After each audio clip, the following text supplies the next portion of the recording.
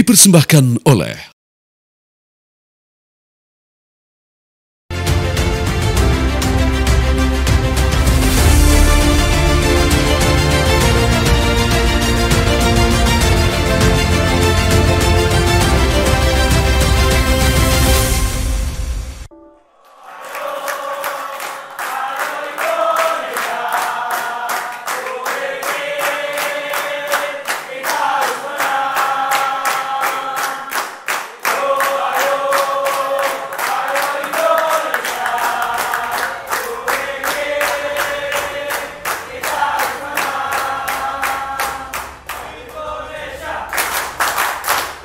Wow, luar biasa Indonesia. Teriakan satu kali lagi boleh. Teriakan Indonesia. Indonesia. Yakin menang teman-teman. Boleh tepuk tangan untuk kita semua. Atmosfernya sudah berasa seperti di Gelora Utama Bung Karno pada tanggal 5 Juni. 24 jam kali 2. 48 jam lagi kita akan menyaksikan Indonesia kontra Cina. Jelas kita punya kenangan pahit ketika Oktober 2024. Kita kalah tipis 2-1. Nyesek banget rasanya kan. Dan harapannya malam nanti kita bisa balas dendam. Apalagi secara formasi, materi pemain, pelatih, semuanya baru. Tapi banyak juga yang bertanya, ada 5 pemain inti, 5 pemain krusial yang biasanya menjadi lini gedor untuk timnas kita tidak bisa main untuk tanggal 5 Juni. Tapi ada komposisi lain yang bisa mengisi skuad Garuda. Judul yang kami angkat malam hari ini, Garuda siap mencengkram. Julukan tim Cina adalah Dragon Team, Naga. Tepuk tangannya guys, buat Indonesia sekali lagi. Semuanya yakin menang, berapapun angkanya, meskipun harapan kita sebanyak-banyaknya gol, kita butuh selisih poin. Kita butuh 3 poin untuk malam nanti. Malam ini kami menghadirkan sejumlah narasumber, dan luar biasa BHS dengan batik Jacquardnya, support penuh untuk Catatan Demokrasi. Semoga ke depan BHS tetap setia bersama kami di Catatan Demokrasi. Langsung saja saya perkenalkan satu persatu narasumber yang hadir bersama kita, yang mengenakan jersey merah putih. Tepuk tangannya buat penonton setia di stadion, Mbak Andini Nurmalasari. Selamat malam. Malam Din, sehat Din. Selamat malam semuanya. Dini kalau nonton ada di Indonesia tanding tidak pernah terlewatkan. Sekalipun ya Din ya. Alhamdulillah, selalu harus store muka di GBK. Wah.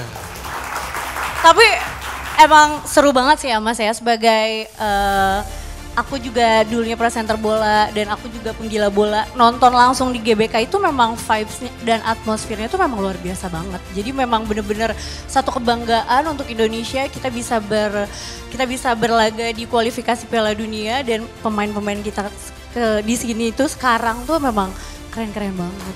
Cakep-cakep lagi ya kan?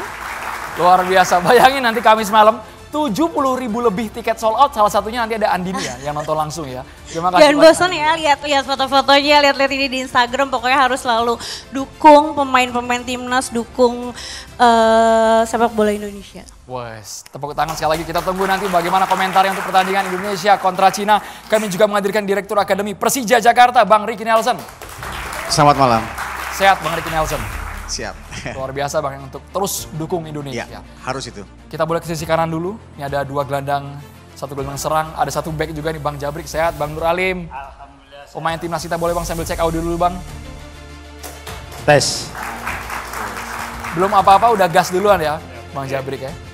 Kami juga ingin tahu nanti formasinya seperti apa kalau dari sudut pandang seorang mantan back timnas kita ya, untuk memperkuat melawan Cina nanti. Ditahan dulu ya Bung Jabrik ya.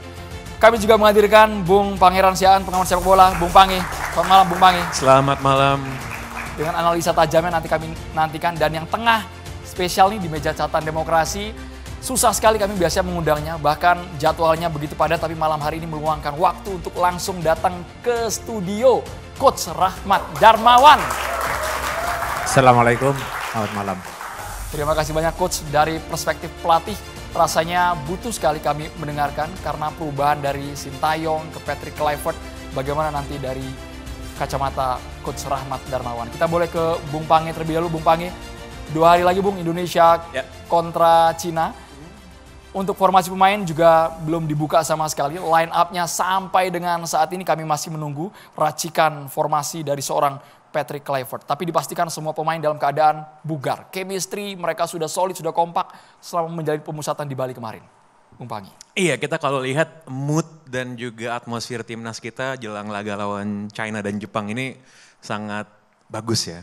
Mereka santai, nyanyi-nyanyi bareng semuanya. Dan kita juga senang ngeliatnya karena relatif nggak ada berita aneh-aneh. Ya sosial media juga adem kan.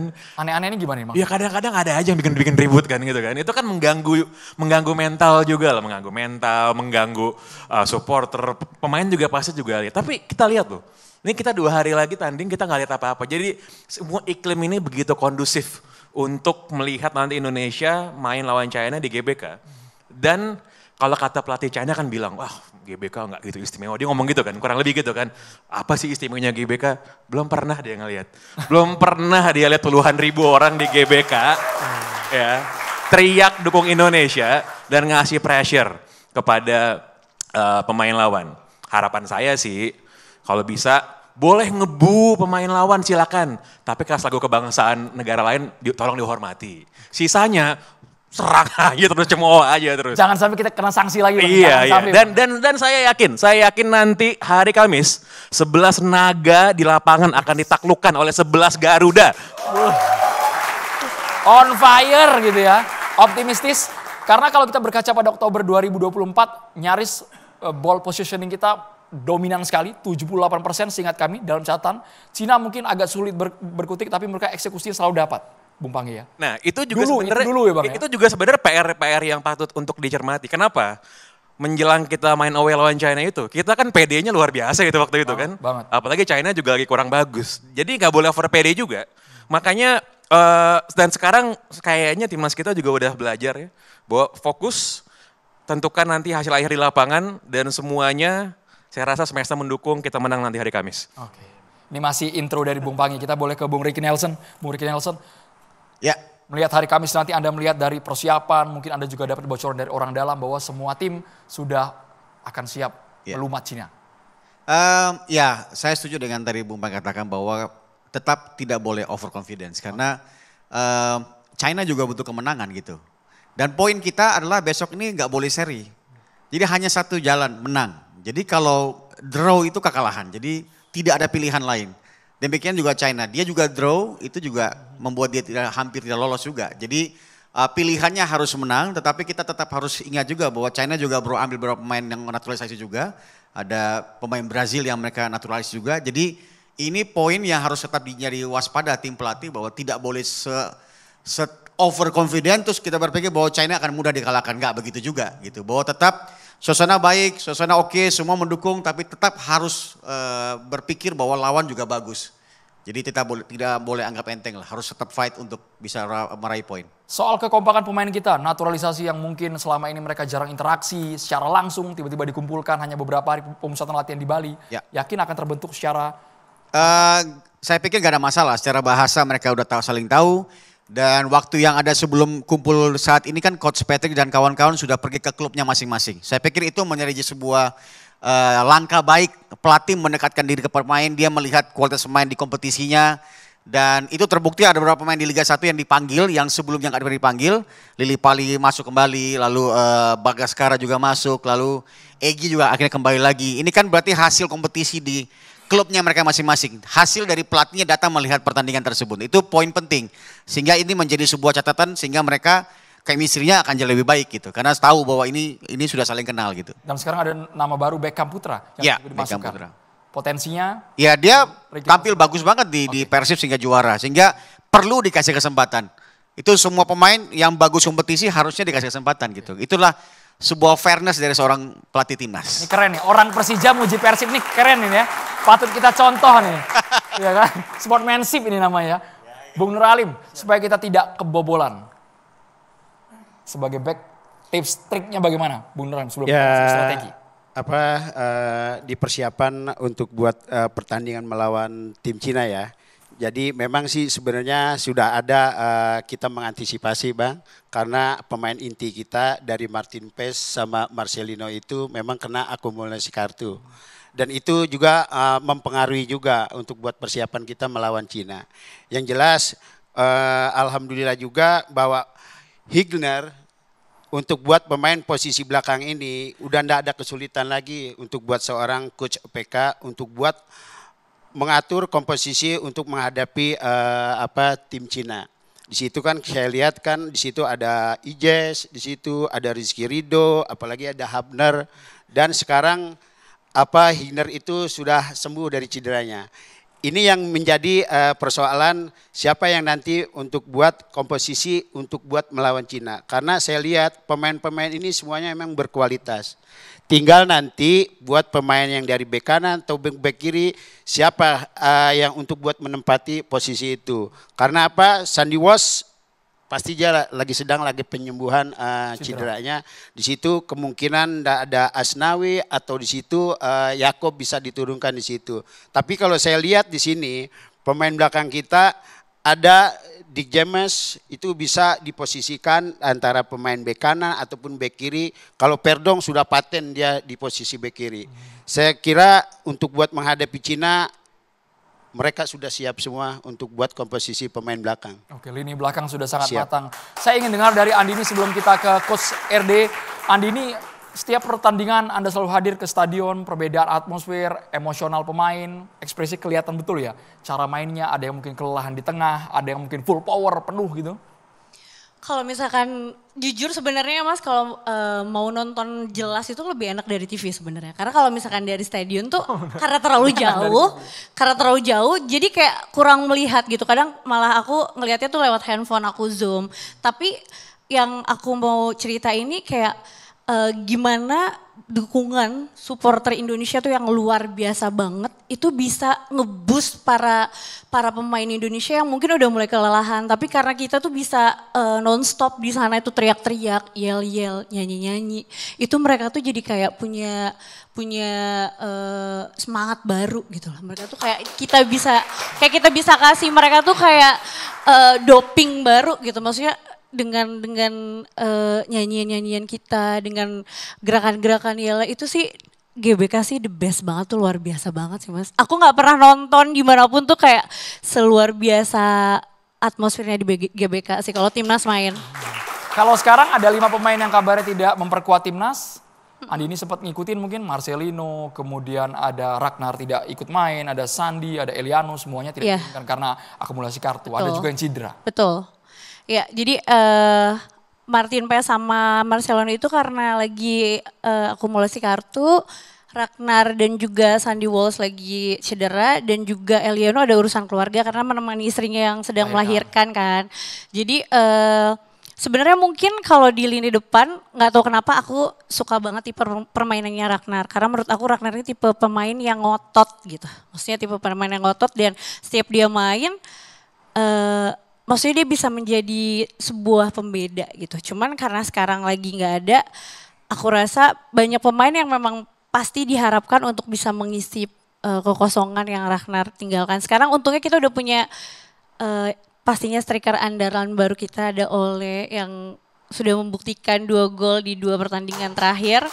Jadi kita berdoa aja sepenuhnya Ole itu bisa menjadi tumpuan lah mimpi-mimpi rakyat Indonesia 250 juta lebih orang tuh ada di pundaknya Ole. Andin ini fans fanatik dari Rackmangun. Bisa dibalik coba, badannya dibalik ditunjukkan ke kamera coba. Kita buktikan, disorot kamera di zoom. Wow, Rackmangun. Nomor 11 ya luar biasa ya. Nomor 11. Baik, kita boleh ke Coach Rahmat Darmawan. Tadi kata teman-teman di sini kita jangan terlalu overconfidence juga ya Coach ya. Kita harus realistis dan juga tidak ada maksud untuk underestimate lawan Coach. Pesan dari Anda seperti apa Coach jelang pertandingan? Ya betul sekali karena memang Cina dan kita saat ini sama-sama membutuhkan poin dan kita ingat bagaimana dominasi ball possession kita pada saat pertandingan pertama melawan China itu sangat dominan dan itu nggak menjamin kita menang. Dan justru Cina bermain di kandangnya saja mereka bermain dengan sangat dalam, menunggu dan kemudian melakukan satu serangan cepat. Dan itu hasil yang luar biasa mereka dapatkan dari sedikit peluang yang mereka ciptakan. Efektivitas permainan inilah yang mungkin akan menjadi sebuah ancaman untuk tim kita kalau kita lengah. Tadi disampaikan untuk tidak overconfidence, betul sekali. Karena ada beberapa pertimbangan. Ini ada contoh misalkan kalau kita main terlalu memberikan pressure dari awal, mungkin satu sisi ada kelebihannya adalah untuk kita melakukan cywar sebelum mereka siap. Jadi kita jatuhkan mental dia dengan satu serangan yang mungkin perlu dilakukan di awal-awal. Tapi setelah itu kita harus ingat ada hal lain yang kita harus lakukan. Misalkan kita harus juga ingat bahwa Cina juga akan menyiapkan satu kontra strategi. Jangan kita terpancing bermain seperti ketika lawan Australia misalnya. Kita demikian sangat dominan, mungkin penonton se-Indonesia itu kemarin sangat, wah ini tim nasional kita nih benar-benar memainkan satu permainan sepak bola yang luar biasa, variasi serangan, kemudian dominasi serangan sangat luar biasa. Tapi pada akhirnya kenapa? Ketika lawan sudah mulai mampu menguasai situasi, kemudian kita tidak merubah cara bermain, justru itu menjadi satu weakness kita. Lawan mampu melakukan satu situasi yang sangat membahayakan kita dengan strategi kita yang menurut saya waktu itu memang berbeda. Kita main dengan formasi yang sama waktu itu.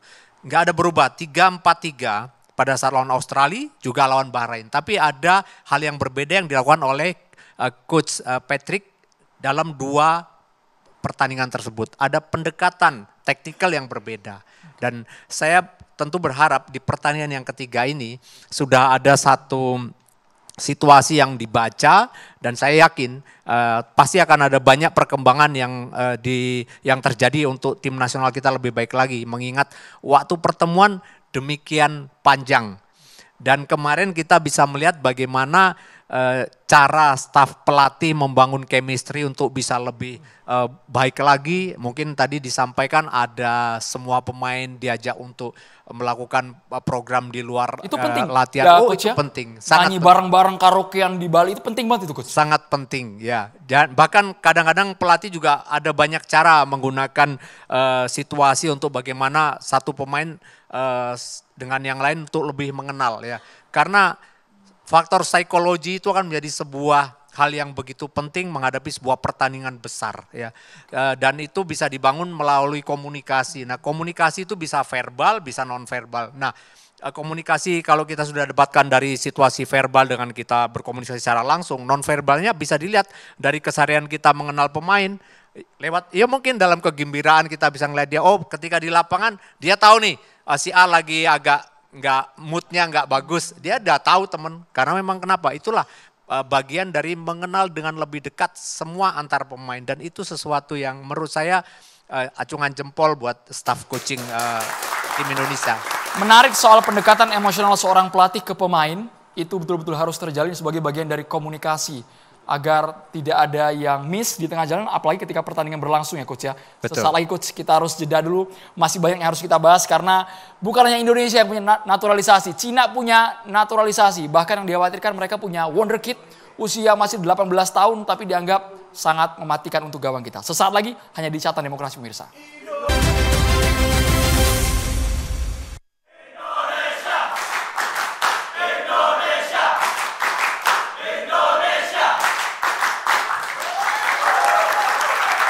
Din, ini poin menarik banget Din soal kata Coach RD bahwa interaksi non formal itu dibutuhkan untuk membangun ikatan komunikasi emosional antar pemain sebelum kita masuk ke komposisi ya Din. Betul, betul. Jadi Mas Sandro, menurut aku juga kayak kemarin kita melihat para pemain TC di Bali itu mereka tuh banyak banget berseliweran di Instagram video-video mereka lagi pada nyanyi-nyanyi, lagi pada joget-joget yang mereka bikin kayak kereta-keretaan. Mereka tuh sangat bahagia satu sama lain, mau itu pemain diaspora, mau itu pemain lokal, semua itu berbaur di malam itu. Kita ngelihatnya tuh jadi satu semangat baru karena mereka memang membutuhkan itu gitu loh, membutuhkan momen di mana mereka ada satu malam untuk berbaur semuanya, untuk di situ itu kayak benar-benar tidak ada batasan siapa dari mana. Kita di situ semua satu untuk Indonesia, senang-senang, happy-happy. Ya pastinya itu dibutuhkan, apalagi mereka akan menghadapi dua match yang sangat krusial buat Indonesia ya. Jadi memang menurut saya kemarin TC di Bali itu juga jadi salah satu momen yang bagus gitu loh untuk memulai. Tapi kalau Dini tuh condong mendukung timnas apakah karena faktor, karena fisik pemain timnasnya yang keren-keren gitu kan. Atau memang dari dulu memang udah setia gitu, udah loyal sama timnas? Jujur atau enggak nih? Jujur, harus jujur. Jadi jujurnya memang aku kerja itu kan dulu pernah bawain Liga 1 kebetulan di TV One. Terus saat itu Liga 1 baru mulai, setelah di band tuh baru mulai tayang lagi 2017 kalau nggak salah. Memang itu ngikutin tapi tidak pernah ngikutin timnasnya langsung ke stadion gitu loh Mas. Jadi memang ngikutin karena klub-klubnya kan. Tapi memang berapa tahun ini pas aku lihat timnas kok bagus banget sekarang ya. Maksudnya kayak ngerasa gila, gue baru ngerasa bangga banget punya timnas tuh, kayak bener-bener yang wow gitu loh. Bisa aja ini bisa Nggak, aja. maksudnya sebagai Bukan orang yang karena awam Kevin loh Dix ya. dan kawan-kawan ya, bukan karena Kevin Dix dan kawan-kawan ya. Salah satu faktor ya Din ya. Itu juga sih. Karena Kevin Dix, karena Martin Paes juga sih. Tapi maksudnya kayak itu jadi salah satu faktor karena sekarang banyak banget loh kita lihat Mas, kalau di stadion juga banyak penontonnya itu banyak cewek-cewek yang mungkin itu dari kalangan artis, dari kalangan selebgram, dari kalangan public figure. Yang menurut aku itu bagus, which is yang tadinya mungkin penonton timnas itu di mana sekarang tuh udah mulai merambah gitu loh penontonnya. Itu kan jadi hal yang bagus. Sekarang semua orang jadi menonton timnas kan. FOMO yang positif ya Din ya. FOMO yang positif menurut aku ya. FOMO yang bagus gitu loh. Oke, kita ke Bang Nur Alim. Bang Nur Alim, soal komunikasi, jangan sampai karena persoalan komunikasi menjadi hal krusial dianggap hambatan. Itu yang pernah kita bahas juga ya, Bang Jabrik ya. Saya tambahkan juga ya Bang ya, terkait masalah yang tadi Mbak Andini bilang, bahwa memang di setiap pertandingan untuk krusial, apalagi kita harus memang mentargetkan itu harus menang. Jadi ada trik-trik seorang pemain itu, kalau memang toh situasinya lagi sedang, nggak boleh dipikirkan. Jadi kita bikin acara atau apa yang tadi Coach RD bilang, itu chemistry-nya itu mereka bisa ketemu dengan mereka ada acara permainan lah atau apa. Tapi buat pemain itu kadang-kadang ditentukan juga sama seorang pelatih. Jadi kalau memang chemistry untuk buat dia nanti di pertandingan, itu kadang-kadang ada penempatan juga satu kamar itu kadang-kadang pemain belakang sama pemain belakang, Pak Andro. Jadi kadang-kadang ada ketemu di situ chemistry-nya. Itu kadang-kadang yang kita lakukan juga ketika kita jadi pemain bola juga di situ. Jadi kalau untuk buat mempersiapkan komposisi yang tadi saya bilang pemain belakang itu, ya apalagi ini sekarang Higner ini sudah sembuh dari cedera. Yang tadi saya lihat, nggak boleh dicoba-coba lagi untuk buat komposisi pemain belakang. Ya agak riskan karena kita juga harus bisa merebut poin 3 poin. Harus itu. Karena kalau kita coba-coba dari pelatih PK untuk buat menempatkan siapa posisinya yang kiranya nanti menghadapi Cina. Yang jelas mereka sudah kompak, jangan sampai nanti chemistry untuk komposisi satu sama lain ini bisa pecah Bang. Nah ini yang saya lihat juga Ijes, Hapner sama Rizky Ridho itu sudah paten di belakang. Jadi buat pelatih PK jangan sekali coba-coba untuk buat pertandingan melawan Cina. Oke, jangan trial dan error. Bung Ricky Nelson sepakat kalau sudah ketemu formulasinya ya sudah itu saja yang dimantapkan. Jangan coba-coba lagi. Kalau saya bukan berarti mendukung tapi tidak mendukung 100%. Nah itu bingung juga itu. Maksudnya gini, itu perlu dianalisa. Sebenarnya kadang-kadang bahasa kita mungkin aja kita bilang, oh itu jangan coba-coba. Sebenarnya bisa dikatakan jangan coba-coba atau memang tim pelatih hasil analisanya bahwa misalnya ya contoh ya, Hapner nih agak riskan bermain dengan tipikal striker lawan yang seperti ini. Karena kita tahu Hapner ini agresif. Karena bisa saja dia buat pelanggaran nggak penting tiba-tiba jadi pelanggaran set piece, penalti dan lain-lain. Jadi mungkin saya yakin bahwa tim analisnya tim Patrick ini, Coach Patrick ini sudah melakukan analisis lebih dalam. Siapakah yang bisa lebih cocok? Walaupun saya dukung bahwa memang chemistry terjadi dari Hapner, Izes dan Ridho udah oke. Tapi kita harus tahu bahwa Bahrain dan China tipikal yang berbeda. Jadi memang harus didalami lagi apakah Mills, Higgles ini cocok juga jadi pasangannya. Atau enggak sama sekali karena memang di putaran pertama dia melakukan kesalahan sehingga terjadi gol. Gol kedua kalau nggak salah ya. Itu saat counter attack. Ya ada saat dia tutup salah terus lawan kena terupas gitu. Jadi poinnya adalah pasti dibikin dulu analisanya. secara detail bahwa center back pertahanan kita menghadapi strikernya China itu siapa yang paling pas. Karena itu yang harus dilakukan. Kalau enggak nanti juga, karena belum tentu apa yang kita menang, mungkin Coach RD bisa tambahkan bahwa menang hari ini dengan tim ini belum tentu bisa menang dengan tim yang lain dengan cara yang sama. Itu pasti Tidak jadi jaminan. nggak bisa jaminan, itu cara yang berbeda. Jadi harus dianalisis lebih dalam, siapakah yang paling pas menghadapi tim China untuk posisi belakang. Bung Pange, karena kami yakin tim Cina juga mempelajari Bang ya, mempelajari lini depan kita, tengah dan juga penyerang kita. Apakah memang harus memberikan kejutan, ofensif habis-habisan dari awal sebagai efek getar buat mereka? Jadi sebenarnya ini soal mindset ya. Jadi di satu sisi memang kita nggak boleh overconfident dan merasa main di kandang, momentum lagi bagus kita akan menang. Itu kan yang terjadi pas kita lawan Australia gitu. Yakin aja lah orang Indonesia, saya termasuk, merasa kita menang nih away di Australia. Enggak, ternyata enggak kan. Gitu kan. Jadi itu mindset yang saya rasa memang perlu dipikirkan gitu. Kalau soal taktis saya serahkan pada pelatih lah. Saya mah penonton nggak berhak ngomong taktik kan buat pelatih. Tapi yang menarik tadi kalau ngomongin soal bagaimana chemistry, bagaimana mentalitas daripada pemain. Ini mungkin satu faktor yang jarang disoroti oleh supporter atau oleh penonton. Kita kan ngertinya nonton di lapangan aja kan, mainnya gimana. Terus kita dengan gampangnya bilang, gak bisa main bola nih orang gitu kan. Padahal ketika Anda sudah menjadi pesepak bola profesional di level tertentu, itu kan skill beda-beda tipis sebenarnya semuanya kan. Beda-beda tipis bro. Kita lihat nih ya pemain yang kita kata-katain di lapangan, gak bisa main bola. Kita punya teman komplek kita, teman sekolah paling jago, coba suruh adu. Jauh bro, jauh beneran. Yang namanya pemain pro itu udah level udah beda lah. Tapi pemain itu kan juga manusia. Ya, dia punya mental, dia punya mood, dia punya suasana hati gitu. Nah itulah yang penting untuk dijaga. Dan pelatih yang hebat, saya rasa kita lihat mau di luar negeri, mau di dalam negeri, semuanya tahu bola bukan cuma urusan teknis, taktik, skills, tapi juga urusan non teknis, mental, lalu juga soal mood, chemistry antar pemain. Makanya kita happy banget lihat ya kemarin nyanyi-nyanyi gitu kan. Dan gak ada gosip, gak ada apa-apa. Dan semoga pihak-pihak yang suka bikin gosip, diam dulu lah. jangan. Ada ya. Gitu lah. Biar apa? Biar kita bisa fokus gitu. Ngerusak psikis pemain aja itu Bang ya?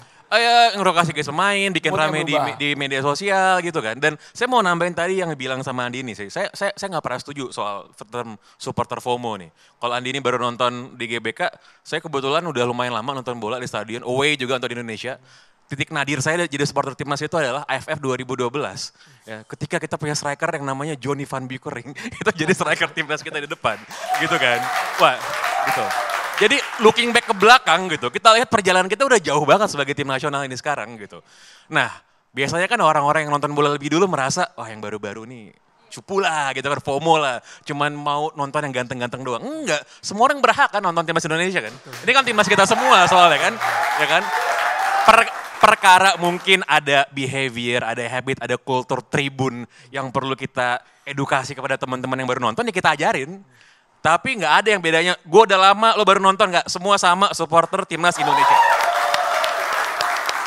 Equal ya Bang, semuanya seimbang ya? Sama. Tidak ada yang merasa sok paling senior nonton di stadion gitu ya?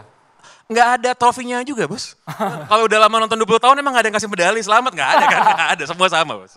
Ini tiketnya nih. Tapi soal tadi mood, Coach RD, apakah memang betul mood bisa mempengaruhi yang tadinya mungkin skillnya piawai di lapangan, tapi karena moodnya berubah, ada perkataan dari pelatih yang bisa merubah, akhirnya permainan tidak sesuai dengan ekspektasi? Iya, tugas seorang pelatih adalah bisa menjaga unsur mentalitas pemain untuk selalu seimbang antara intelijensial dan emosi. Saya sih nggak sependapat kalau juga terus dininabobokan dengan suasana yang terus baik, bagus gitu. Perlu sekali-kali kita berikan satu treatment yang berbeda untuk apa? Men-challenge pemain untuk kamu jangan tidur terus gitu. Jadi kita ada satu pressure, ada ketegangan di situ penting. Karena disitulah yang dinamakan emosi. Tapi jangan juga emosi ini kan menjadi sebuah sandungan. Makanya pentingnya untuk menjaga intelijensial mereka. Sehingga keseimbangan pemain ini betul-betul bisa maksimal berada dalam satu top perform mentalitasnya ketika pertandingan dimulai. Jadi saya setuju. Ya. Saya setuju. Mungkin ini under pressure ya. Sekarang di bawah tekanan ini. Di bawah tekanan kenapa? Karena diharuskan kita menang di kandang sendiri dan begitu besar ekspektasi masyarakat kita. Nah, Cara mengatasinya tadi sudah benar, dimulai dari bagaimana membangun pemain lebih bisa rileks, membangun chemistry dengan memberikan satu program-program yang berbeda ya. Ada sedikit fun game dibuat dengan melalui mungkin bernyanyi bersama-sama dan macam-macam situasi. Bisa kita kadang bikin paintball, juga kadang kita bikin situasi permainan-permainan baik di dalam latihan maupun bukan latihan di dalam lapangan sepak bola. Tujuannya adalah satu, untuk menyeimbangkan dan jangan sampai mood pemain yang mungkin dirasa saat ini baik terus nantinya terlena karena tidak adanya satu tekanan yang wah semuanya landai nih, semuanya mendukung, wah pasti akan sukses. Enggak, belum tentu juga. Jadi terus kita fokus, kita jangan lengah melawan pertandingan terakhir lawan Cina ini secara kualitas taktikal dan teknikal sudah disiapkan oleh pelatih pastinya, tapi juga faktor psikologi yang tadi disampaikan, jangan lengah, jangan nanti intelijensial lebih dominan tapi emosi nggak ada, itu juga kurang. Karena kalau emosi nggak ada, mentalitas motivasi bermain juga kurang kan. Itu yang makanya saya bilang. Emosi ini dipantik dari dalam atau dari luar? Maksudnya dari dua unsur itu harus seimbang. Komentar netizen kan yang wah paling tahu gitu kan pesannya kan. Iya, itu bagian satu challenge, bagian dari tantangan. Jadi bagaimana ketika kita dilecehkan misalkan pemain, ini bakal kan kita kalah. Nah itu penting juga untuk tim kita. Kenapa? Karena supaya kita tidak bahasa kasarnya kebablasan. Tidak ada, harus ada remnya, ada warningnya gitu, ada peringatannya. Jadi kita juga harus wah ini benar juga ya. Jadi jangan sampai semuanya landai-landai saja dan itu penting untuk kita jaga, jangan juga nanti terlena. Makanya sering saya ingatkan, Cina ini bukan negara yang sepak bolanya ini di bawah kita, jujur. Ya mereka sudah sangat di depan kita sebelum-sebelumnya, mulai dari ranking FIFA, mulai dari beberapa pemain mereka 1-2 yang sudah mulai melirik beberapa tim di Eropa. Tapi ingat, Cina ini adalah tim yang kemarin dengan lebih baik memberikan kesempatan kepada kita mengambil inisiatif bermain dengan lebih banyak dengan bola, tapi akhirnya kita kalah. Jadi itu artinya warning untuk kita, jangan-jangan nanti dia akan membuat yang sama. Dan saya yakin itu tactical yang sama yang akan mungkin diperankan oleh China melawan Indonesia. Secara jadi taktik, menjaga mood, menjaga semua tactical dan persiapan permainan yang sudah diberikan oleh pelatih, itu harus sama-sama dilakukan. Banyak variabel yang harus kita pertimbangkan. Tapi kalau berbicara soal pemain Cina mana yang harus kita waspadai, kita kuliti satu persatu pemain Cina sesaat lagi hanya di Catatan Demokrasi pemirsa.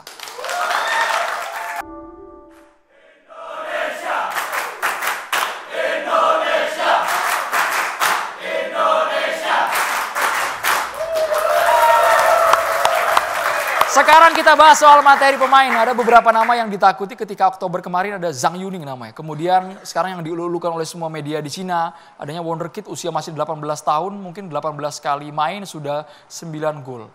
Bung Ricky Nelson. Ya, kalau dilihat ini salah satu pemain termuda lah di kualifikasi Piala Dunia kali ini, Wang Yudong ini pemain dari klub China yang sebenarnya kemarin itu sempat main di Elite Champions League 2 dengan Persib Bandung waktu itu.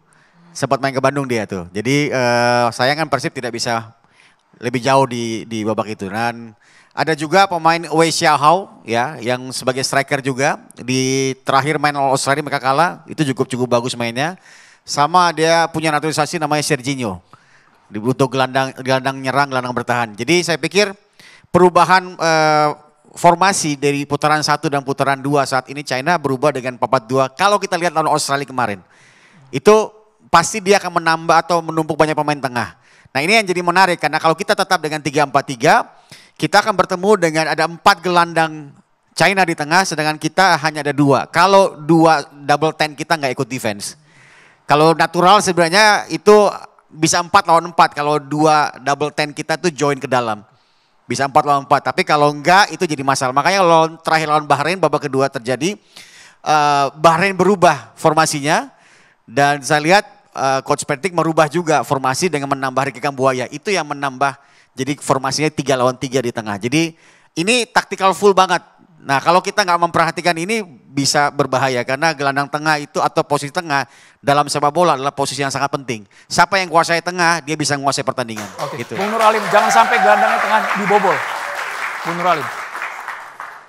Ya kalau kita lihat ya di pertandingan sebelumnya melawan Bahrain, di situ kelihatan sekali bahwa peran dari pemain midfield defense itu Pelupesi itu sangat dominan sekali, Bang Ardo. Jadi untuk buat mengantisipasi nanti di pertandingan melawan Cina besok itu pasti ada kemungkinan Patrick Kluivert menempatkan Pelupesi, di situ juga nanti ada Tom Hai, atau ada kemungkinan yang tadi Coach RD bisa Lili Pali atau Kevin Dix, kita nggak tahu lah formasinya nanti. Ya, di situ dia selalu memutus bola-bola di lapangan tengah. Jadi ada kecenderungan di situ kita lebih aman kalau untuk buat penempatan Pelupesi di lapangan tengah. Apalagi pemain-pemain Cina yang saya tahu bahwa pelatih Branco dia mendatangkan pemain-pemain yang bukannya sampai membawa pemain-pemain striker sampai 6 pemain diantaranya yang pemain-pemain muda ini. Berarti ada kemungkinan dia itu untuk buat pasti menyerang atau entah melalui pelengkah atau nanti melalui gelandang serang dia. Di situ kita juga harus bisa mengantisipasi bola-bola counter attack mereka. Karena yang kemarin-kemarin kita tahu juga bahwa kita kecolongan di situ. Itulah Pak. Baik, Bung Pangi, daftar pemain ini yang mungkin dari sudut pandang Bung Pangi ini harus kita waspadai. Kami dengar ada dari Everton juga Bang ya, yang main untuk tiap. Iya, ada salah satu naturalized player mereka, Theos Browning. Ini lahirnya di Liverpool nih orang nih, main di Everton, lulusan akademi, sempat main di Premier League juga. Ini mungkin bakal jadi salah satu tulang punggungnya China main di belakang ya.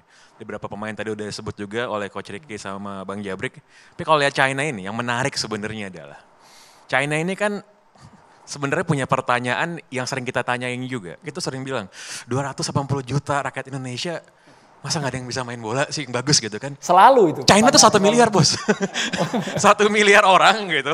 Kira-kira ada gak yang nanya di sana ya? Masa gak ada yang bisa main bola sih? Ya kan?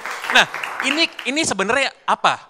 Makanya kesimpulannya bahwa ya bukan urusan soal kuantitas atau populasi. Tanpa pembinaan, tanpa akademi, tanpa grassroots football yang gak akan jadi apa-apa juga gitu kan. Bedanya nih ya kalau kita lihat lagi yang lain adalah negara-negara dengan populasi banyak di dunia, ya ada India, ada Amerika. India, gue nggak suka main bola, gue main kriket, nggak peduli lah dia main bola kan. Tapi kan Indonesia sama China tuh mirip-mirip. Kita pengen berprestasi di sepak bola gitu kan. Caranya gimana? Kita mau pakai cara naturalisasi dulu nih. Harapannya bisa ngatrol yang di bawah. China itu dia CSL-nya, China Super League. Ada masanya 5 tahun 2000 berapa belas tuh, gila banget kan. Datangin pemain-pemain dari berbagai macam penjuru Eropa gitu. Dan ternyata ya masih levelnya sama kayak kita sekarang, ya kan. Jadi memang nggak bisa instan gitu, nggak bisa instan. Nah nanti yang main lawan kita di China, main lawan kita di GBK, pemain China, itu kan mayoritas adalah pemain hasil dari liga mereka. Hasil dari liga mereka. Memang ada beberapa pemain naturalisasi gitu. Salah satu pemain mereka paling top itu namanya Wule, ini para main di Espanyol, main di La Liga, dia nggak tanding besok karena cedera gitu. Nah, bersyukur kita berarti ini. Iya relatif lah, walaupun kita kan udah dilawan siapa aja lah kira-kira gitu ya. Nah ini sebenarnya jadi menarik nanti untuk ngukur sebenarnya sepak bola kita tuh nyampe di mana sih. Karena saya merasa nih sebagai orang yang nonton dari luar, sebenarnya kita levelnya par kalau sama mereka, harusnya. Kalau sama Jepang mungkin kita masih ketinggalan lah ya, sama Australia mungkin masih ketinggalan lah. Sama China, ini kita bisa ngukur nih sebenarnya nih, nyampe di mana kita gitu. Nah saya sih yakin nih pemain-pemain kita tuh bagus-bagus loh. 2 pemain yang harusnya menurut saya jadi sosok figur utama timnas Indonesia. Satu Jay Izes. Ya, kenapa di PNS Serie A timnya degradasi ke Serie B, saya sih nggak yakin dia ikutan degradasi gitu. Ya nanti pasti tim Serie A entah sama siapa lah. Kedua itu Kevin Dix. Ya, dia dari Copenhagen, dia pindah ke Mönchengladbach. Ya, di Copenhagen main luar biasa, dia main di Bundesliga sekarang. Nah, harapan kan ini bisa menular ke yang lain kan. Menular ke yang lain. Karena 1-2 pemain aja pasti nggak cukup untuk ngatrol pemain. Nah, inilah yang nanti harus kita lihat nanti. Siapapun pemain yang nanti dipasang oleh China, ini kita bisa ngukur nyampe di mana sih timnas kita sekarang. Bukan hanya bahas pemain, soal supporter, Cina juga akan mendatangkan sekitar 2.900 sampai 3.000 supporter untuk hadir ke GBK. Tadi kan kita dituntut untuk saling menghormati lagu kebangsaan, menghormati supporter lawan supaya tidak ada kata-kata sarkas yang keluar di dalam stadion. Andi, ini komentaran untuk supporter Cina yang juga didatangkan. Ya, kita harus belajar dari kejadian match Bahrain kemarin. Itu memang beda sih menurut aku karena kemarin tuh tensinya tuh tinggi banget. Selain karena memang kita harus menang juga, karena match sebelumnya juga itu sangat kontroversial kan hasilnya. Jadi kayaknya kita tuh udah nyimpen lama banget untuk nunggu momen kita tuh bisa balas dendam. Maksudnya sebagai supporter tuh balas dendam di lapangan. Tapi mungkin banyak yang kebablasan. Banyak supporter tuh yang lupa untuk menunjukkan tuan rumah tuh harus juga menjadi tuan rumah yang baik itu juga nggak harus kasar, nggak harus juga tidak menghormati gitu loh. Kemarin aku ada di sana Mas Sandro. Sempat ikut larut nggak sama itu? Enggak sih, untungnya pas mereka lagi nyanyian lagu kebangsaan aku nggak ikut nyurakin, cuman kayak disayangkan banget juga. Tapi memang pas permainannya udah mulai, itu tensinya memang luar biasa tinggi banget. Jadi setiap bola itu dipegang oleh pemain Bahrain, kita itu semua satu stadion tuh nggak pernah berhenti untuk nyurakin, untuk bener-bener bikin pemain mereka itu down dan bikin pemain mereka itu tahu kalau kalian tuh datang ke GBK itu di sini tuh ini loh, maksudnya fire loh di sini tuh panas banget karena kan mereka sebelumnya kayak udah sour kayak kita nggak takut, kita nggak apa-apa kok sana. Mereka nggak tahu kalau GBK tuh kalau udah penuh mau nonton timnas tuh seluar biasa apa gitu loh di sana. Jadi aku rasa nanti pas match lawan China kita harus belajar dari situ. Jadi biar kita nggak perlu juga yang namanya didenda-denda lagi deh. Kita tetap jadi tuan rumah yang baik walaupun memang mungkin ini laganya juga bakal panas banget. Tapi harus tahu sampai mana kita tuh bersikap gitu loh. Jadi harus jadi supporter yang pintar juga. Satu hal sebenarnya yang mau ditekankan lagi-lagi ya soal menghormati lagu kebangsaan negara lain. Kita kan akan nggak suka dan sebel juga, marah kalau lagu kebangsaan kita dihina kan di negara orang gitu. Jadi saya rasa saya mau mengajak kepada teman-teman semua supporter timnas. Saya rasa yang namanya tekanan mental itu wajar. Mencemooh bahkan saya bisa wajarkan itu di stadion. Tapi urusan lagu kebangsaan, kita kan bangsa yang beradab ya. Kita bangsa yang tahu tata krama gitu. Lagu kebangsaan orang, marilah kita hormati. Selepas itu, mau kita caci maki lawan silakan deh kalau buat saya. Sepakat ya teman-teman ya, sepakat ya. Din, iya menambahkan. Iya betul, maksudnya setuju jangan kita panas tuh harus justru ini tuh memang laga hidup mati kita lah. Tapi giliran pas lagu kebangsaan kalau bisa kita diem dulu deh. Diem dulu kita menghormati. Setelah itu ya benar yang kata Mas Pange bilang kita caci maki, kita surakin, kita apa juga silakan. Caci maki dalam arti kita kasih mereka down dengan teriak-teriakan itu teriakan di GBK tuh kalau udah ini luar biasa banget loh. Itu luar biasa bener-bener aku penonton aja merinding gitu loh. Gimana mungkin pemain yang mereka tahu 11 orang di situ tapi didukung oleh perwakilan rakyat Indonesia yang datang 70.000. Itu wajah Indonesia tuh dilihat di situ. Coach Rahmat Darmawan kami juga ingin komentarnya soal debut Emil Audero. Karena Martin Paes akumulasi kartu tidak main sama sekali. Oleh karena itu apakah debut Emil ini akan betul-betul tidak merobek jala gawang kita? Sesaat lagi hanya di catatan demokrasi Indonesia.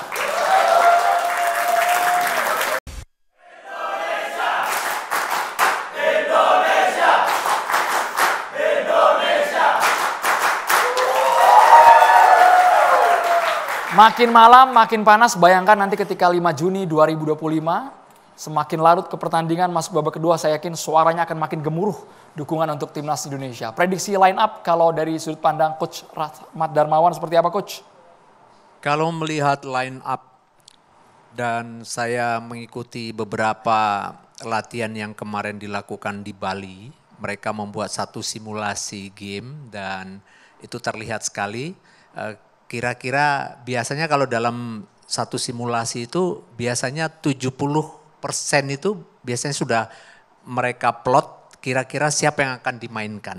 Dan kalau saya melihat memprediksi kalau di penjaga gawang walaupun kemarin justru Emil Audero bermain di tim yang satu tapi kemungkinan besar dia akan mengisi pos di penjaga gawang. Karena sekali lagi mungkin di situ dipilih karena pengalaman yang luar biasa bersama tim-tim besar di Italia. Itu alasan sementara ini sekali lagi pertandingan yang sangat penting untuk para experienced players bisa menjaga menjaga performa dengan di bawah tekanan yang luar biasa. Kemudian di 3 center back saya pikir ada Rido di situ, kemudian ada Jay Jess dan ada Justin Hubner.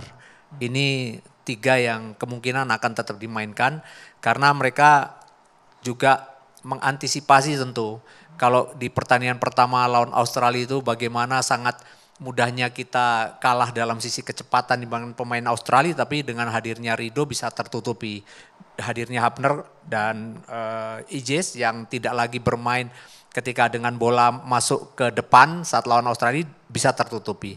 Kemudian di sisi wingback kanan dan kiri, saya rasa Verdong maupun Kevin Dix yang punya. Kalau Dix meragukan tentu di situ masih ada Asnawi yang saya pikir juga nggak meragukan ya. Karena kalau dilihat penampilan Asnawi dengan klubnya di Thailand cukup baik bermain di posisi itu. Untuk di tengah, saya pikir Tom Hai dan Pelu Pesi sejauh ini belum tergantikan di posisi itu. Ya, dan dua-duanya punya peran besar, terutama mereka bisa saling mengisi ketika tim kita melakukan penyerangan maupun ketika tim kita menghadapi serangan balik lawan atau menerima serangan dari lawan. Kemudian ini yang menarik, 3 di depan. 3 di depan ini kalau sebelumnya kan diisi ada Marcelino, kemudian Orat Maun, kemudian Ole Romney. Nah sekarang ada 2 pemain yang kali ini kemungkinan absen, dan absen pasti ya. Dan 2 yang menggantikan, saya pikir ini ada persaingan yang begitu hebat di situ. Di sebelah kiri itu ada beberapa nama, ada Lili Pali kemarin di ini cukup simulasi mengejutkan itu ya Coach ya? mengejutkan Mas ya. Lili Pali Dia membuat 3 gol loh. Walaupun ini simulasi ya, tapi buat saya mengejutkan ya. Artinya dia cepat sekali bisa beradaptasi dan dia bisa masuk di dalam satu sistem latihan yang dibuat. Dan kemudian di posisi yang sama ada Sayuri. Kemudian ada juga Rafael Struik yang mungkin juga bisa dimainkan di posisi itu. Dan kemudian yang menarik juga di sisi sebelah kanan itu ada nama Egy Maulana Fikri dan David Beckham Putra. Saya tambahin biar lebih kelihatan seperti David Beckham. Beckham Putra yang kita tahu persaingan di antara 2 pemain ini sulit ya untuk menentukan siapa. Tapi kalau saya lihat bagaimana kira-kira karakter yang diinginkan oleh Patrick menghadapi compact defense lawan, karena dibutuhkan di compact defense lawan itu untuk menghancurkan tuh biasanya selalu ada beberapa cara. Yang pertama biasanya melalui long range shoot, kemudian wing play ya, permainan sayap dengan cross bola, kemudian penetrasi atau melewati lawan secara langsung maupun permainan 1-2. Nah permainan 1-2 itu sangat baik dilakukan oleh Egy ketika dengan klubnya Dewa United. Banyak sekali Egy membuat satu situasi yang menarik, sangat atraktif dengan permainan 1-2 dengan striker. Dan inilah yang ditunggu oleh Romney untuk dia mau bermain dengan Ole Romney. Karena memang pada saat pertahanan lawan yang sangat kompak, itu satu-satunya cara menghancurkan permainan dengan cepat itu kalau jarak pemain tidak terlalu jauh dengan permainan 1-2. Karena sangat sulit diantisipasi.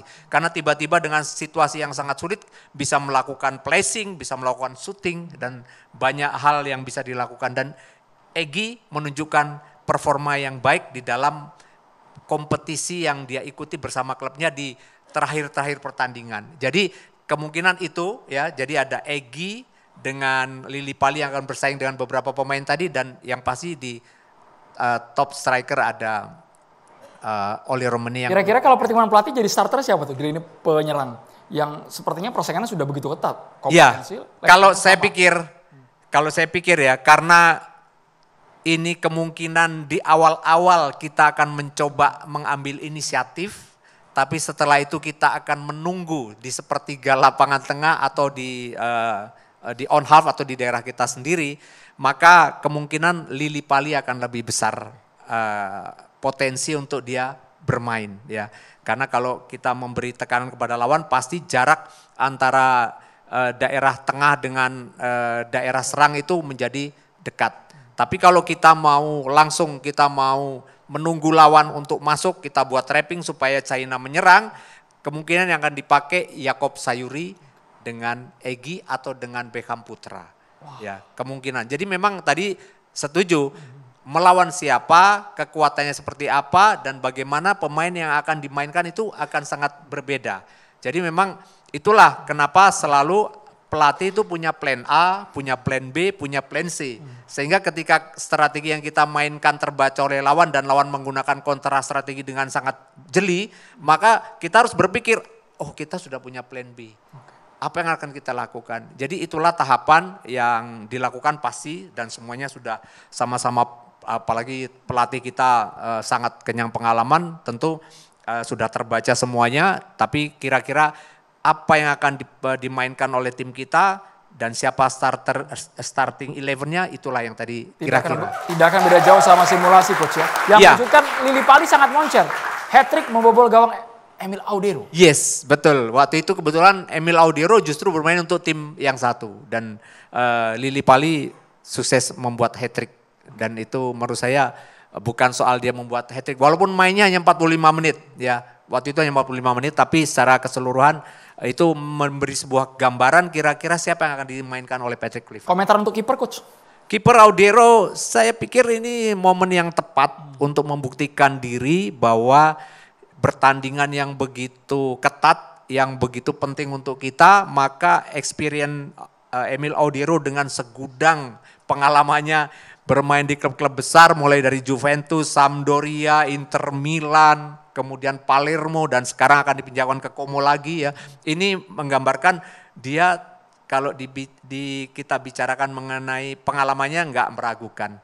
Tinggal sekarang bagaimana dia bisa cepat membaca situasi, beradaptasi dengan teman-teman yang lain untuk juga tidak ragu berkomunikasi. Karena sekali lagi komunikasi dari goalkeeper biasanya itu menjadi satu komunikasi yang sangat amat penting. Makanya di mana-mana di semua klub yang paling cerewet itu adalah goalkeeper. Dan ini di sini letak bagaimana nanti Emil Audero harus mengambil inisiatif untuk memberikan komando kepada pemain-pemain belakang. Bang Nurali. Ya benar ya apa yang dikatakan Ko RD, analisanya benar semua kalau saya kasih tepuk tangan dulu. Ya. Benar semua loh ya. Jadi memang diperlukan seorang penjaga gawang itu komunikasi sama pemain belakang juga harus benar-benar terus selama 2 kali 45. Jangan sampai miss apabila ada tendangan-tendangan sudut, kalau tidak ada bicara dari kiper ataupun pemain belakang itu bisa bahaya sekali untuk buat gawang kita. Jadi Emil ini debut pertama dia untuk membela tim nasional. Mudah-mudahan dengan pengalaman dia bermain di Liga Italia itu membawa dampak positif bahwa kita ini punya penjaga gawang yang benar-benar selain dari Martin Paes juga kita juga tidak menutup kemungkinan dari penjaga gawang kita dari Nando ataupun dari semua yang pemain penjaga gawang itu sama seperti dua kiper kita ini. Bung Riki, komentar Bung soal Emil Audero yang debut. Ya kalau saya melihat di kompetisi terakhir mereka ya memang agak sedikit berbeda secara detail. Emil punya kemampuan untuk build up-nya menurut saya jauh lebih baik daripada Martin Paes. Tetapi secara reaksi Martin Paes lebih baik daripada Emil. Nah ini yang berbeda sebenarnya. Jadi makanya kalau dia dengan dua tipe seperti ini untuk kiper. Kalau untuk tim yang proaktif itu memang lebih suka pakai seperti Emil ini karena dia bisa ikut bantu untuk build up juga. Tapi dengan tim yang mungkin lebih defending lebih bagus dengan Martin Paes karena memang reaksinya lebih baik. Kalau kita lihat memang kan Paes nggak terlalu bagus di kakinya sebenarnya. Tapi Emil memang lebih baik.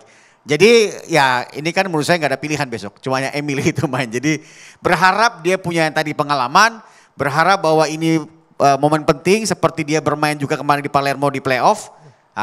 Experience itu yang saya pikir menjadi sebuah bekal untuk pertandingan penting besok. Jadi ya karena nggak ada pilihan ya Emil harus mati-matian. Harus tunjukkan bahwa dia harus 100% lah. Gitu. Harus all out Bung Pangi, GK punya posisi krusial juga Bung. Bukan hanya untuk menjaga gawang tapi komunikasi dengan tim. Lini tengah, lini belakang, lini depan juga. Iya, itu memang satu skill, apalagi kalau yang nontonnya di stadion langsung itu bisa lihat kan. Kiper tuh salah satu pemain paling berisik.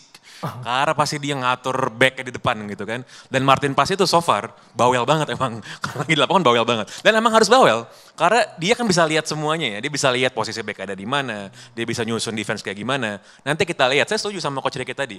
Martin Paes ini mungkin shot stopper yang luar biasa. Tapi mungkin kakinya ya dia bukan sweeper keeper lah gitu kan bahas, bukan kayak Manuel Neuer lah kira-kira gitu kan. Tapi memang Emil lebih bagus untuk passing itu. Nah ini kesempatan luar biasa dan saya looking forward banget sih nonton Emil Audero karena kenapa? Ini proses dia main di timnas lama banget bos. Ya udah bertahun-tahun ini kan, ya ada drama-drama dikit kemarin-kemarin. Akhirnya dia bisa tanding juga, ini jadi satu kesempatan nih buat pria Lombok ini, orang Lombok deh kan soalnya kan, ya, untuk main nanti di gawang timnas Indonesia. Nah dan juga sebenarnya apresiasi juga untuk Patrick Kluivert yang memanggil pemain-pemain yang memang berprestasi, berperforma baik di liga. Karena itu penting, saya yakin pasti coach-coach ini sepakat bahwa yang main bagus di liga, sering main, tampil impresif, harus di reward dengan dipanggil ke timnas. Gitu. Perkara bahwa pelatih nanti punya preferensi, ya itu urusan. Tapi itulah kan liga itu kan adalah cikal bakal adalah muara akarnya timnas kan. Pembibitan. Bukan cuman pembibitan, tapi itu adalah panggung utama yang bagus, pucuk-pucuknya dipanggil ke timnas. Saya rasa ini mengirimkan pesan yang bagus juga, bahwa kalau lu main bagus di Liga 1, lu akan masuk ke timnas. Ini pesan yang luar biasa buat para pemain Indonesia lainnya sebenarnya. Jadi penghargaan ada nama Egy, Lili Pali dipanggil kembali ya itu merupakan pilihan yang sangat tepat. Iya, dan ini mengirimkan pesan yang saya rasa akan diamini oleh banyak orang, gitu. Bahwa Liga dan tim nasional itu punya kesinambungan. Jadi kan kemarin sempat ada yang bilang bahwa ini timnas, liga gitu. Dan saya sih nggak sepakat sama itu dan saya rasa banyak juga yang nggak sepakat. Itu kan harusnya timnas liga pucuk-pucuknya masuk ke timnas. Nah ini adalah praktek yang saya rasa sangat baik dan harusnya terus diteruskan oleh Kluivert atau siapapun pelatih timnas ke depannya. Oke. Contoh nyata sudah ada ya, Beckham Putra prestasi gemilang di Persib dipanggil lah ke timnas. Din, komentar lu Din untuk GK yang dianggap goalkeeper yang dianggap mungkin di lapangan paling cerewet tadi kalau versi Bung Pangi kan. Tapi benar juga di lapangan itu kita sering banget mendengar teriakan-teriakan PES kemarin kan. Dan di match besok nih lawan China, sebenarnya kan kita sebagai aku dari point of view aku sebagai penonton bola yang belum terlalu lama sebenarnya, aku ngelihatnya tuh kayak kita tuh udah terlalu nyaman dengan goalkeeper kita tuh ada Martin Paes. Kita udah kayak di zona Martin Paes tuh pemain yang bagus dari tubuh tinggi. Maksudnya dia udah chemistry juga udah nyambung lah. Okay. Udah nyambung sama semua pemain. Sekarang karena ada akumulasi dia nggak bisa main, jadi kita harus mainin Emil Audero. Dari segi fisik mungkin nggak terlalu jauh lah sama Martin Paes. Maksudnya sama-sama tinggi dan sama-sama punya pengalaman yang luar biasa banyak juga di liga luar. Ya aku harap Emil juga bisa membuktikan karena kadang nih aku lihat banyak juga pemain yang diaspora bagus di klub tapi ternyata saat main di timnas tuh belum bisa terlalu nyetel, entah mungkin karena chemistry-nya belum dapet atau apa. Jadi kayak belum terlalu bisa menunjukkan siapa dia gitu loh maksudnya. Jadi aku harap di sini Emil tuh bisa unjuk gigi menunjukkan kalau Emil memang pemain yang bagus dan memang cocok untuk timnas Indonesia dan memang akan menjadi masa depan timnas Indonesia. Satu poin lagi soal komunikasi tadi. Kalau misalnya pertandingan itu tanpa penonton, itu kita bisa clear. Itu berisik banget, berisik. Nah itu mungkin hal positif ya Bang. Kalau kita yang berharap itu bisa ke pemain-pemain yang berkompetisi di Liga 1 kita. Bahwa pemain-pemain yang bertanding atau berkompetisi di Eropa itu main bolanya berisik.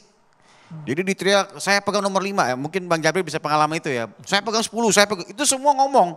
Dan dia nggak tahu namanya misalnya Bang Pangeran itu, dia nggak tahu. Tapi dia tahu nomornya kan. Saya 9, saya 5, kamu saat corner itu clear. Siapa nomor ini, siapa nomor, dan itu berisik. Mungkin karena kita GBK penuh jadi nggak dengar. Padahal kalau nggak ada penonton itu berisik banget main bola. Tapi itu yang harus terjadi.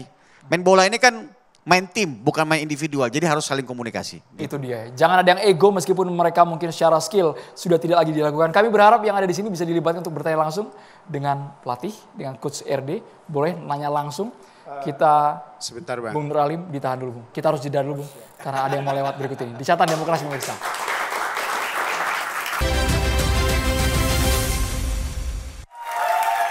Langsung kita libatkan pecinta sepak bola di studio. Bertanya, silakan Mas. Baik, sebelumnya perkenalkan nama saya Benar Farski. Saya ingin bertanya kepada Coach RD, karena gimana sih nanti skema permainan timnas nih? Karena kita berkaca dari 2 pertandingan sebelumnya kan timnas bermain dengan gaya yang berbeda. Waktu lawan Australia kan timnas bermain gegen pressing lah, ngepres, namun hasil yang didapatkan kurang memuaskan. Lalu pada melawan Bahrain sebelumnya, timnas bermain counter attack yang mendapatkan hasil kemenangan gitu. Jadi saya ingin bertanya, kira-kira timnas tuh harus bermain seperti apa sih besok saat melawan Cina? Dan saya ingin bertanya juga, kira-kira kalau misalkan nanti timnas mendapatkan hasil seri atau amit-amit kalah, bagaimana sih chance Indonesia nanti nih biar bisa tetap bermain di Piala Dunia 2026? Terima kasih. Kalau strategi bermain, yang pertama possibility China main seperti apa ya? Kita bayangkan ya, ingat ya, waktu kita main di China saja, China main begitu bertahan melawan kita. Itu main di kandang sendiri loh. Dan dia waktu itu sangat mengantisipasi bagaimana penyerang-penyerang kita bermain, tim kita bermain. Dan kemudian dia melakukan satu kontra strategi yang menurut saya efisien. Nah, sekarang kita main di kandang kita dan China main sebagai tim tamu. Menurut saya secara realistis dia pasti akan bermain bertahan. Dan antisipasinya tentu ada 2 pendekatan yang kemungkinan akan dilakukan.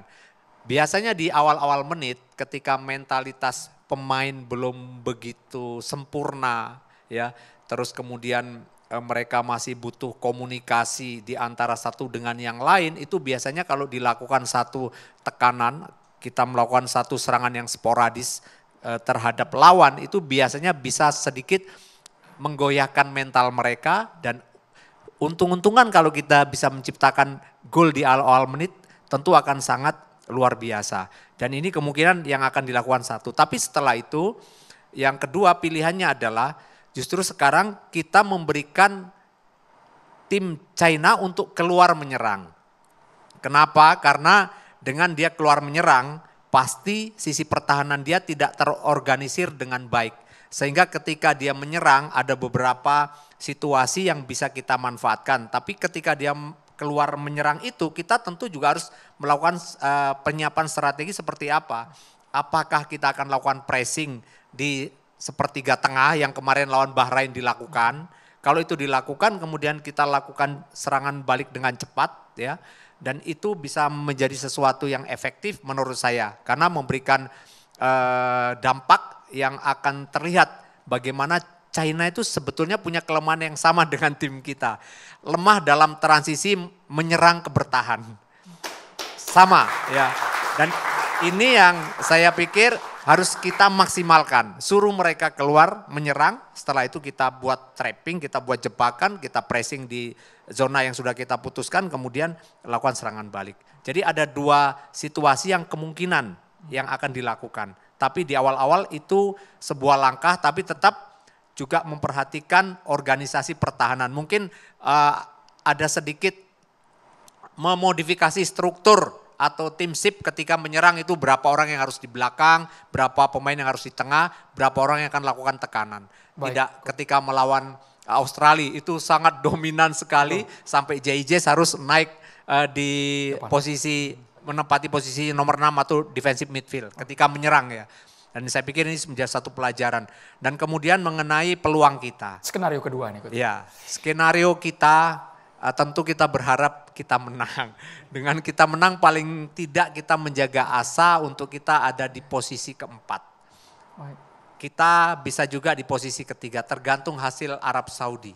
Nah oleh karena itu kalau kita pasti di posisi keempat maka kita akan menghadapi pertandingan yang berikutnya. Tapi kalau kita seri, ya kalau kita seri tentu menurut saya sangat sulit sekali langkah kita untuk bisa maju ke babak berikutnya. Karena kenapa? Karena kita di akhir pertandingan akan menghadapi satu tim yang terkuat yang ada di grup ini, Betul. yaitu Jepang. Terus pasti ada yang bilang, Jepang kan sudah pasti lolos, kemudian dia akan mungkin memainkan pemain cadangannya. Kalau dia mainkan pemain keduanya justru membuat saya malah lebih enggak optimis. Karena kenapa? Pemain itu akan memberikan satu permainan yang lebih termotivasi dibandingkan kalau pemain-pemain yang inti bermain. Karena kalau pemain inti bermain dia sudah masuk dalam babak World Cup, dia akan menjaga kondisi fisiknya untuk jangan sampai cedera. Betul. Saya ada pertandingan lagi, jangan saya cedera karena pertandingan yang menurut mereka ini pertandingan yang kalah menang kita akan pasti akan menjadi juara grup. Jadi itu gambaran, jadi yang pasti pikirkan dan doakan yang ada di pikiran kita untuk sama-sama bantu bagaimana tim nasional kita bisa menang. Kita tidak muluk-muluk, sama-sama realistis, boleh Bung Pange mungkin realistis skornya, selisih golnya diumbar malam hari ini boleh. Enggak, kalau itu enggak lah, kalau skor kita nggak usah jadi ahli nujum lah, kalau kita harapkan aja menang. Tapi yang mau saya bilang gini, bahwa kan memang hidup ini banyak tantangan ya, berat ya. Dan banyak orang punya masalah masing-masing lah di dalam hidupnya gitu. Banyak orang mencari pelarian, nyari escape. Buat orang yang suka sepak bola, nonton atau main, salah satu pelarian terbesar itu sepak bola. Gitu. Bukan berarti, ya nggak bener kan? Pelarian terbaik adalah sepak bola ya Bung ya? Kalau tim bola yang Anda bukan curhat ya. Kalau tim bola yang Anda dukung menang, atau timnas Anda yang dukung menang, nggak berarti masalah hidup Anda kelar kan? Enggak juga, tetap ada. Tapi at least kalau tim bola Anda menang, Anda bisa menghadapi hidup dengan sedikit tersenyum. Tepuk tangannya buat Bung Pange. Giliran. Kita harapkan nanti hari Kamis dan hari Selasa depan Indonesia lawan China, lawan Jepang bisa membuat kita sedikit tersenyum dalam menghadapi hidup sebagai orang Indonesia. Bung Riki. Iya, saya nyambung soal skor tadi hasil. Kalau draw gimana? Sebenarnya tetap punya peluang ya. Kalau misalnya draw besok kita menang lah lawan Jepang, ya enggak? Jadi yakin aja lah. Peluang ada ya, Bung Nuralim. Bukan ahli nujum kan Bung ya? Ya memang harus pertandingan krusial ya. Besok itu ya harus satu-satunya jalan ya harus kita memenangkan pertandingan. Buat nanti melangkah berikutnya itu lebih enak. Karena yang bakal kita hadapi yang tadi Coach RD bilang, ya kita melawan yang juara grup yang ada di grup kita gitu. Jadi ya mudah-mudahan sih kita harus maksimal, harus juga pemain-pemain juga harus benar-benar siap semua, fight semua. Main penuh. Ya, aku setuju banget sama yang tadi dikatakan sama Bang Pange, bener sih, healing kita tuh kalau misalnya nonton bola tim kita menang atau timnas kita menang tuh minimal besokannya gitu kita bangun tidur tuh tenang, bangun tidur tuh bahagia gitu loh. Jadi ada pendukung MU gak nih? Nggak, mau aku Liverpool. Di belakang ada. Nggak, aku Liverpoolian. Baik. Jadi because it's no or never kita harus menang karena kita berharap kita bisa tersenyum lebih panjang seperti yang Bang Pange bilang tadi. Terima kasih banyak Mbak Dini. Coach RD terima kasih, Bung Riki, Bung Pange dan juga Bung Nuralim, teman-teman pecinta sepak bola terima kasih. Terima kasih juga buat BHS dengan batik Jacquardnya. Kamis 5 Juni 2025 kita berikan dukungan penuh doa untuk timnas kita bisa meraih poin demi melawan Cina. Kita harus taklukkan Cina. Garuda terkam laga. Saya Andrew Mercury, terima kasih, selamat malam. Sampai jumpa.